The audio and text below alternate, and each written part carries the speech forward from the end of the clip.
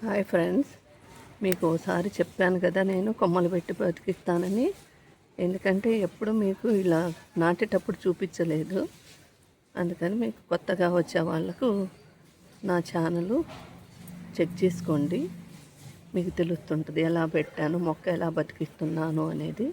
Long వీడియోలలో కూడా ఉన్నాయి, చూడండి ఫ్రెండ్స్. ఇలా మొత్తము నేలంతా కూడా మట్టి కుండీలో కానీ మీరు నేలలో పెట్టుకుని ముందు కుండీలోనే పెట్టుకోండి. మొక్కను పెరిగిన తర్వాత మీకు ఇష్టం వచ్చిన ప్లేస్లో మార్చుకోవచ్చు. ఇలా అంతా నా తవ్వకంలాగా పెట్టాలి. ఈరోజే మల్లె చెట్టు కూడా చిన్న మొక్క అయితే కొమ్మ గుచ్చే పెట్టాను, బతుకుతుంది. చెదరకుండా ఉండడానికి ఇలా చిన్న రాళ్ళ దింపి పెడితే మనం వాటర్ పోసినా మొక్క కదలకుండా ఉంటుంది.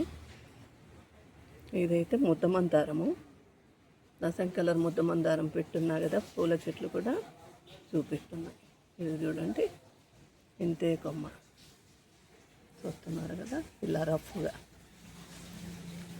ఇలా అంటే కొంచెం చెక్కులు వేసినట్టు వస్తుంది. ఇట్లా వెంటనే చూడండి, ఇలా పెట్టి కొమ్మను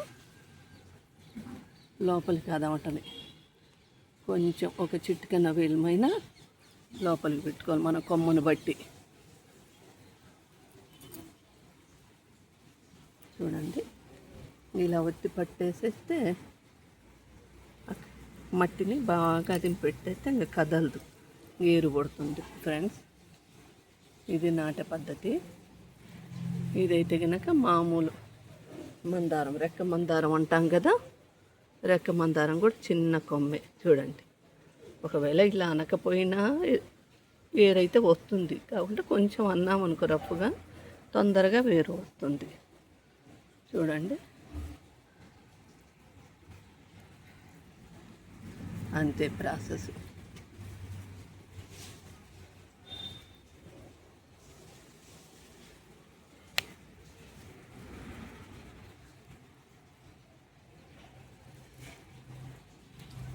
చూసారు కదా. వాటర్ మటుకు చాలా తక్కువలో ఉరక. ఇప్పుడు నాటినప్పుడు కొంచెం చిలకరించినట్టు పోస్తే ఇంక రోజు పొయ్యక్కర్లేదు.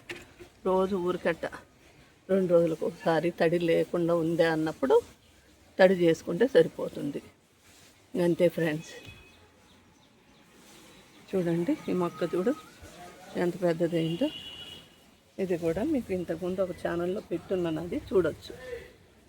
చిన్న మొక్క పెడితేనే ఇది ఇలా పక్కన సైడ్ కొమ్మ వచ్చింది కదా, ఈ కొమ్మ అంతానే పెట్టింది. ఇప్పుడు కూడా ఇంతే. చూడండి ఎంత చెట్టు అయిందో చూడండి. కొమ్మలన్నీ విప్పారుతో వస్తున్నాయి.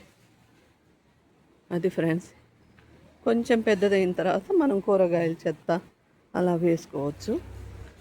ఇప్పుడైతే మటుకు ఏమి వేయక్కర్లేదు, ఊరిక వాటర్ చిలకరిస్తే చాలు, అంతే.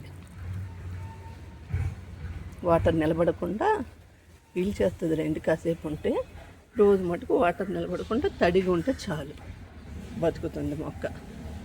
ఇంతే ఫ్రెండ్స్, నాటుకునే విధానము అర్థమైంది కదా మీకు. ఎందుకంటే ఒక సెల్లో తీస్తూ ఉంటా కాబట్టి నేను తొందరగా కొమ్మ నాటి చూపించకుండా కొంచెం పెద్దదైనాకనే పెడుతుంటాను.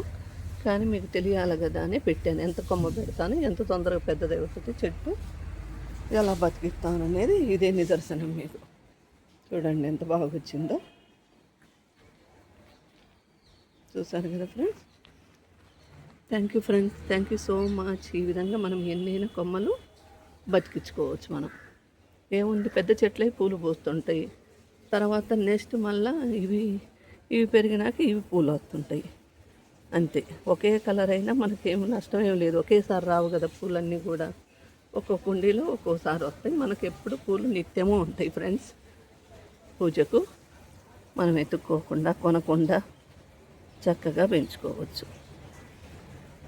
Thank you friends, thank you so much.